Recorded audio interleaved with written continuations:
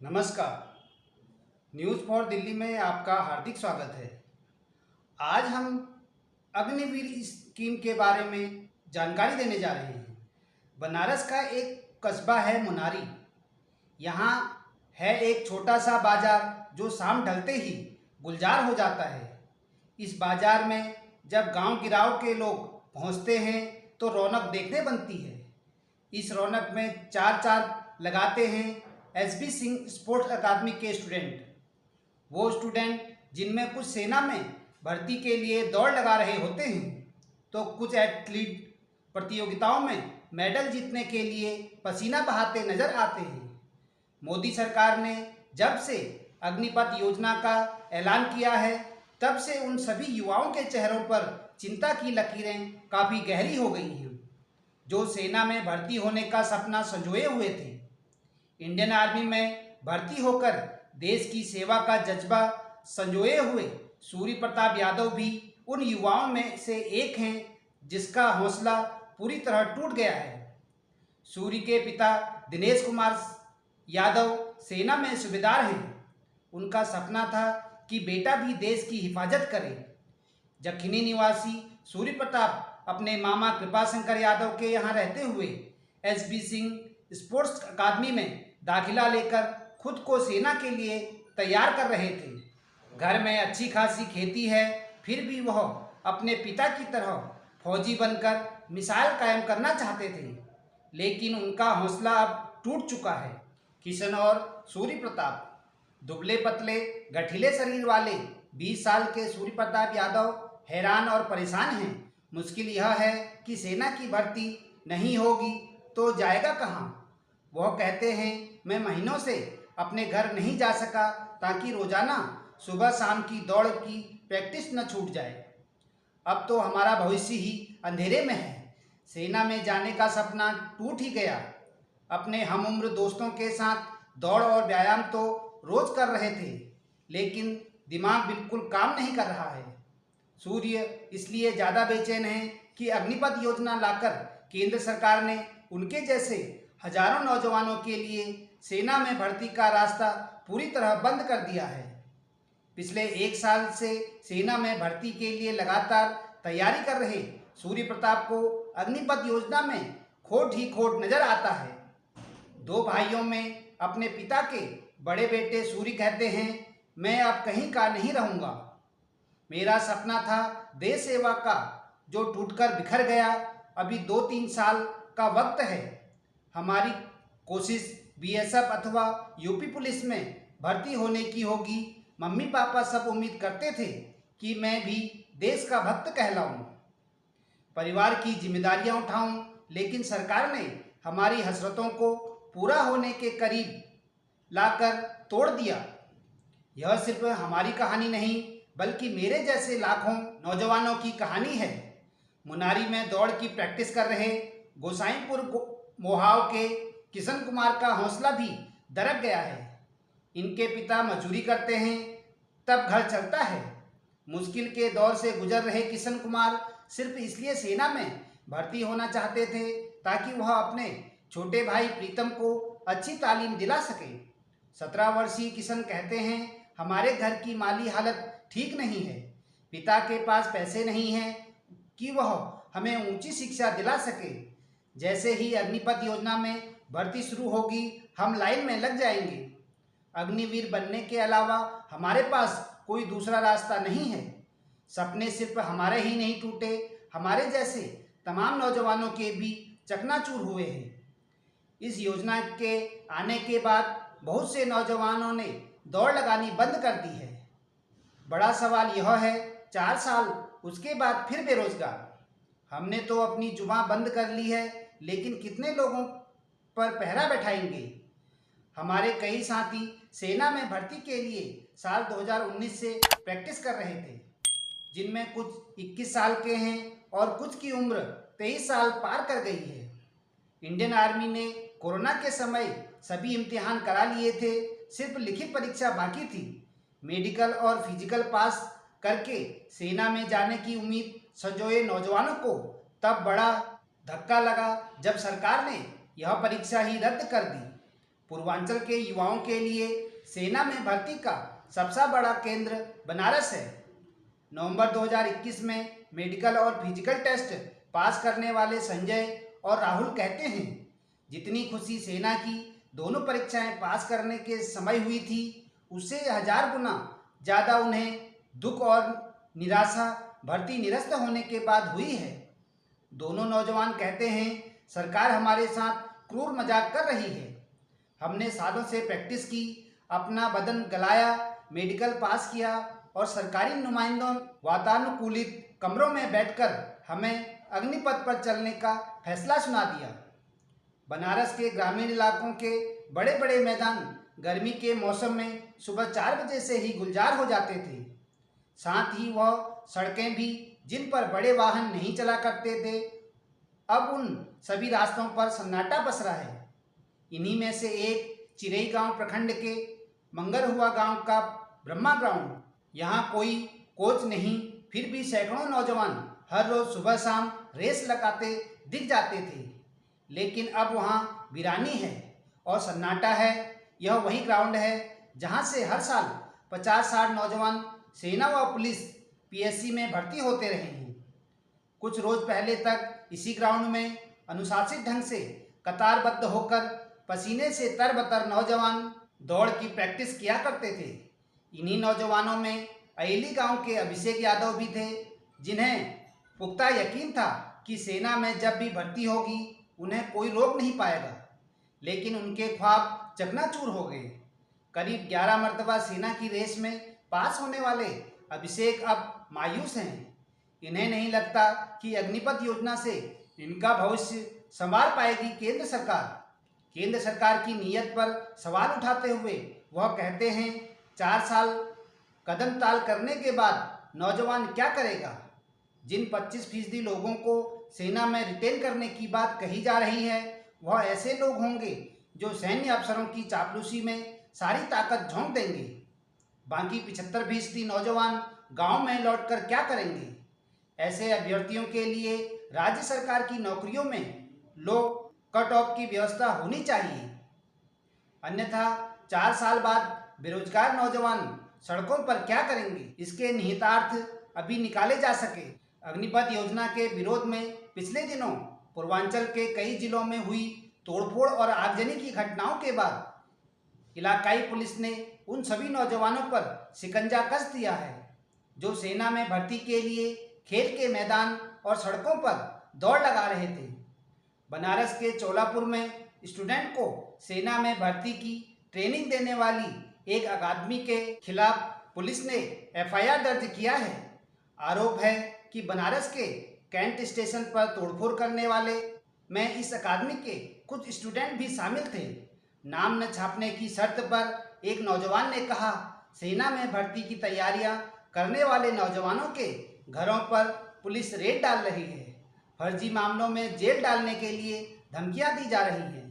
युवाओं को लगातार डराया धमकाया जा रहा है। पूर्वांचल में ताज़ा तरीन स्थिति यह है कि ज़्यादातर नौजवानों ने सेना में भर्ती के लिए सालों से कर रहे अभ्यास बंद कर दिया है।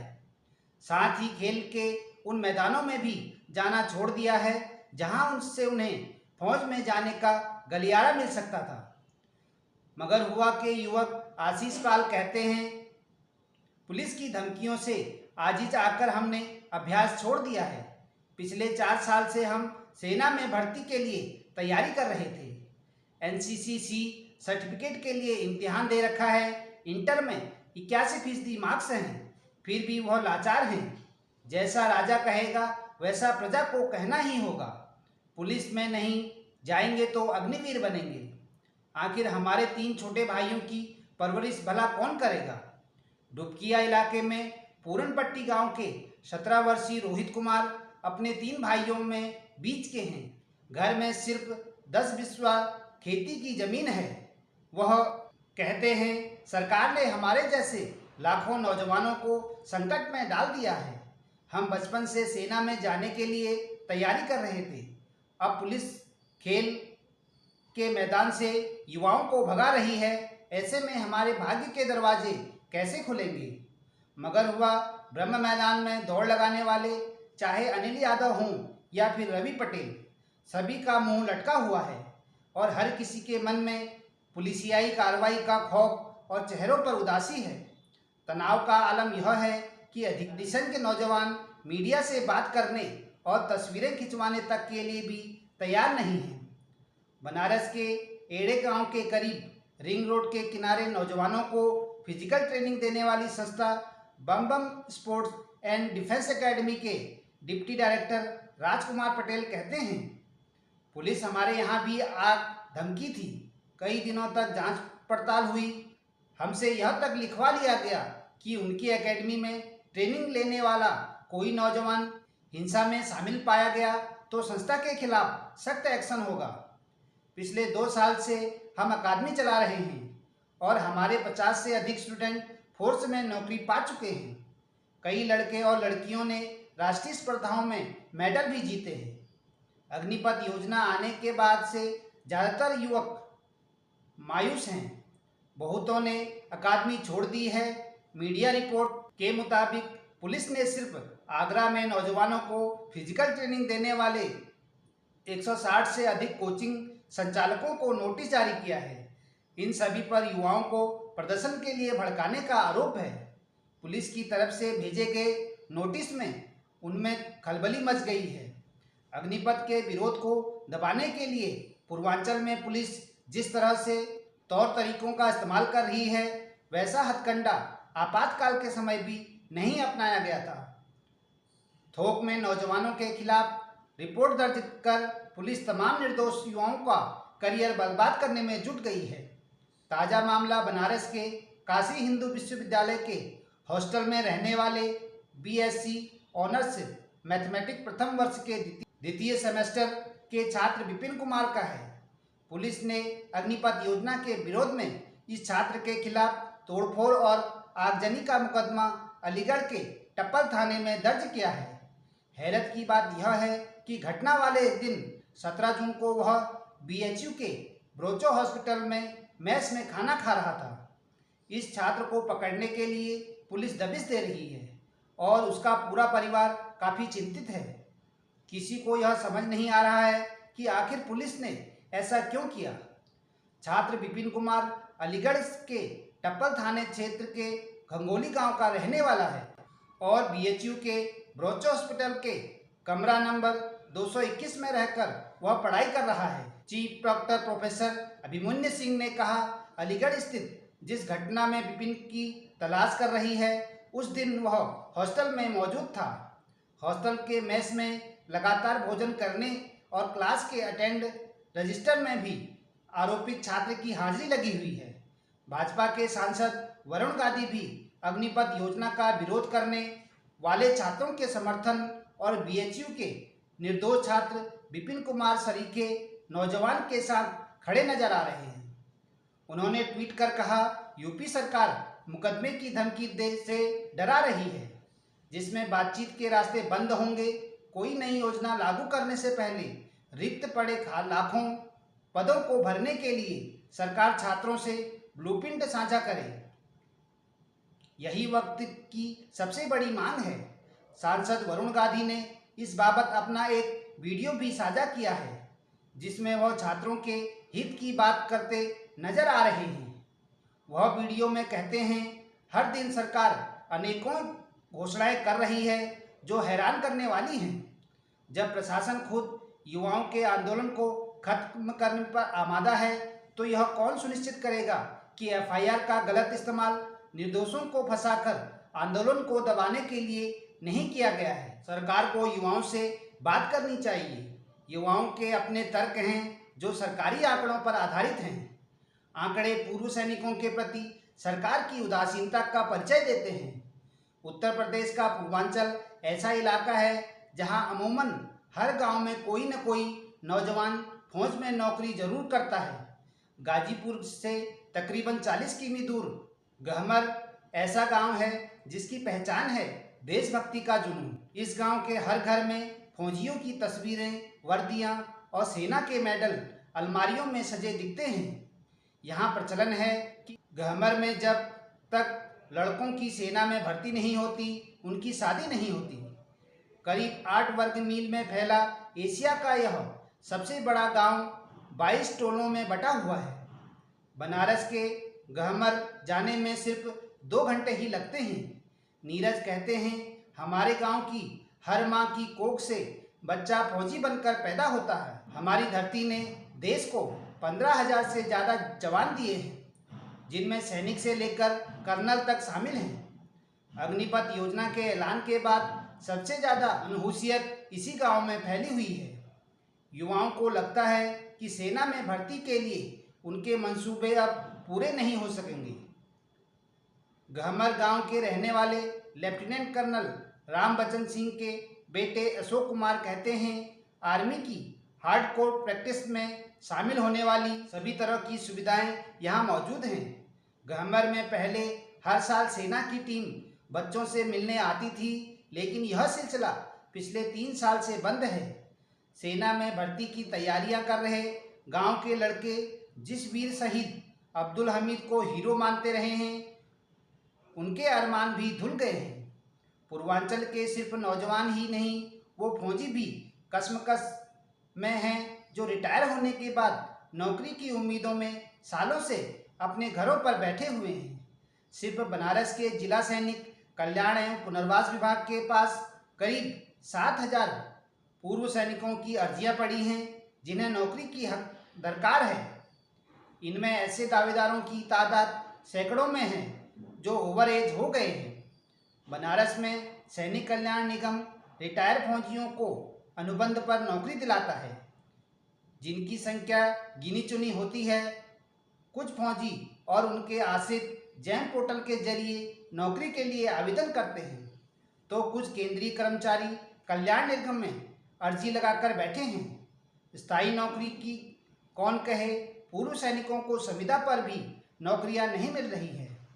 इंडियन आर्मी के हवलदार पद से रिटायर अशोक कुमार कैंट इलाके में रहते हैं।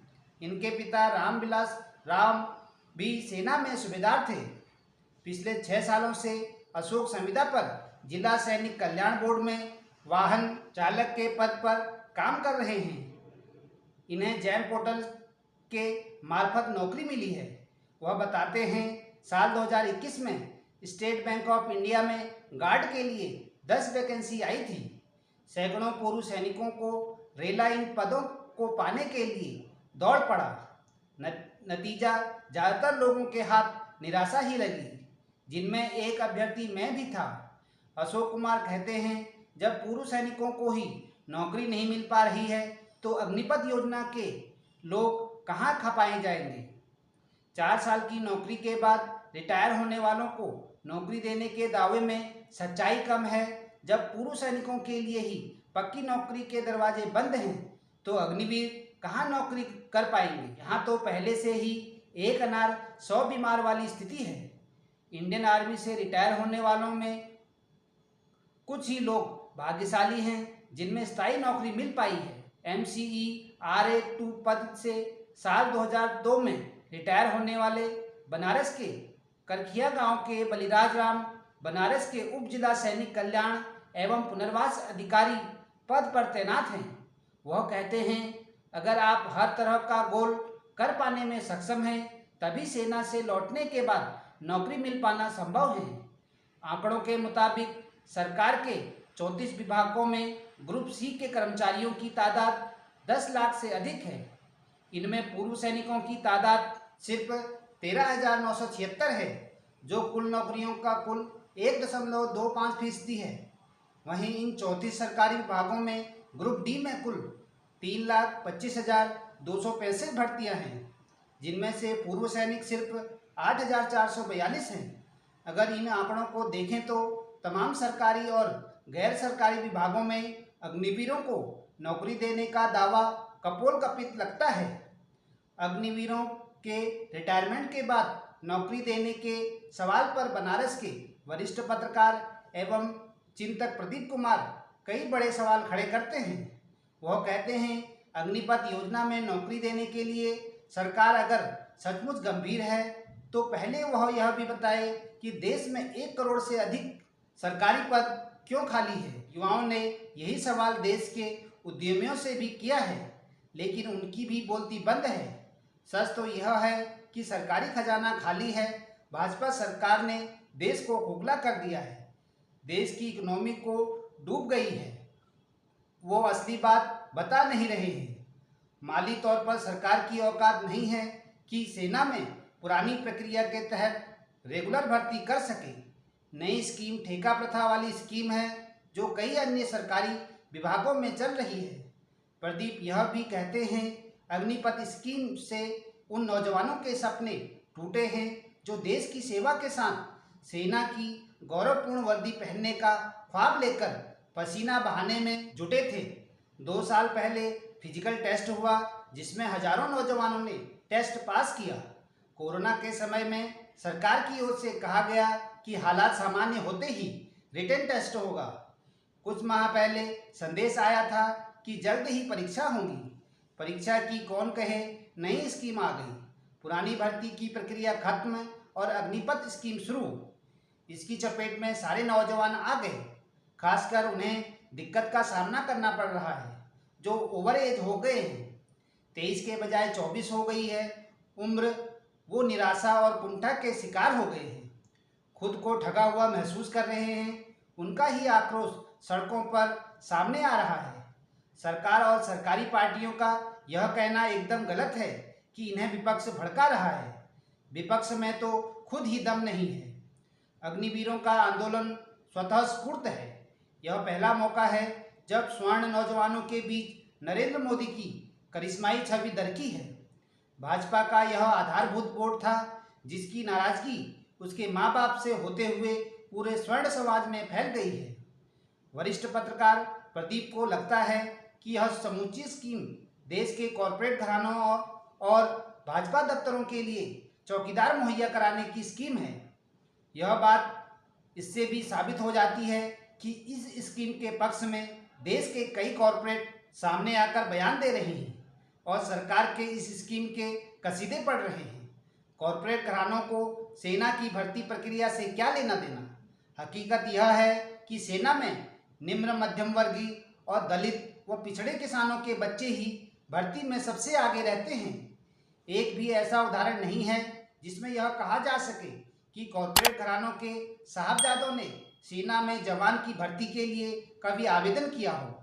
यही हालात देश के शीर्ष राजनेताओं के परिवारों की भी है। ऐसे में हैरत की बात यह है कि जिनका सेना में भर्ती से कोई लेना देना नहीं है वो इसके पक्ष में माहौल बनाने में जुटे हुए हैं। देश में सचमुच अगर कोई सुधार लाना है तो दुनिया के अन्य कई मुल्कों की तरह यहाँ भी सेना में कुछ समय के लिए हर नागरिक की सेवा अनिवार्य कर दी जाए। भारत 150 करोड़ लोगों का मुल्क है। अगर यह सुधार लागू हो जाता है तो दुनिया की सबसे बड़ी सेना खुद तैयार हो जाएगी। तब इनकी स्थिति पुलिस और होमगार्ड जैसे हो जाएगी। होमगार्ड से जिस तरह थानों में खटनी कराई जाती है वैसे ही अग्निपथ के जवानों से भी सेना के अफसर कराएंगे। 4 साल बाद इनका भविष्य अंधकार में हो जाएगा। शादी करेंगे, कारोबार करेंगे या घर चलाएंगे। इस बात के खतरे और आशंकाएं ज़्यादा है कि 4 साल की सेवा के बाद कुछ जवान गलत रास्तों पर भी जा सकते हैं। सरकार को यह समझाने की ज़रूरत है कि सेना में भर्ती होने वाला महज एक देशभक्ति और देश सेवा का मामला नहीं है। उनके साथ ही एक जवान के रोजगार और रोजी रोटी का भी अवसर होता है। जिन घरों में कोई नौजवान सेना में भर्ती हो जाता है उसके परिवार की उनसे बहुत उम्मीदें जुड़ जाती है। उसके सिर पर देश के साथ साथ पारिवारिक जिम्मेदारियां का भी बोझ लाद दिया जाता है। जिनके घर महज झोपड़ी होती है वह एक मकान बनवाने की कोशिश करते हैं। जिनके घर में 3-4 अविवाहित लड़कियां होती हैं उनके शादी करने की जिम्मेदारी इन युवाओं पर होती है। घर में छोटा भाई या बच्चे पढ़ रहे हैं तो उनके पढ़ाई का खर्च भी वहन करना पड़ता है। और उस नौजवान का खुद भी कुछ सपना होता है जो देश की सेवा के साथ साथ कमाए गए पैसों से अपनी आवश्यकता को पूरा करना चाहता है। अग्निपथ योजना के दुष्परिणामों पर कई और गंभीर सवाल उठाए जा रहे हैं। बड़ा सवाल यह है कि सरकार 4 साल के लिए फौज में सिपाही बहाल कर रही है और 5वें साल अगर लड़ाई छिड़ गई तो वह क्या करेगी? क्या किसी देश की फौज में ऐसे ही चलती है? सेना अगर देश का गौरव है तो 4 साल के लिए ठेके पर उठाने का मतलब क्या है? जिनके पास बिस्सा भर जमीन और रहने के लिए घर तक नहीं है, वह महज 12 लाख में क्या कर सकता है? 25-26 साल की उम्र में नौजवान की शादी करने की होती है। ऐसे में क्या वह भूतपूर्व सैनिक कहा जा सकेगा? नौकरी करने के बाद भी वह सामान्य जीवन जी सकेगा? 4 साल में रिटायर होने के बाद अग्निवीर क्या 12 लाख में अपने बच्चों को अच्छी मेडिकल या इंजीनियरिंग की शिक्षा दे पाएगा? क्या वह अपने घर में छोटी बहनों की शादी कर पाएगा? क्या वह अपने परिवार के लिए एक मकान बनवा पाएगा? जिस हिंसा के लिए सरकार नौजवानों की घेराबंदी कर रही है, सरकार उन्हें अपनी अग्निपथ स्कीम क्यों नहीं समझा पा रही है? यह स्थिति तब है जब इस योजना को लाने के लिए मोदी सरकार को पिछले 2 साल से तैयारी करनी पड़ रही थी। सहभाग newsclick.com। जय विनीत, वरिष्ठ पत्रकार। धन्यवाद। News for Delhi. नमस्कार।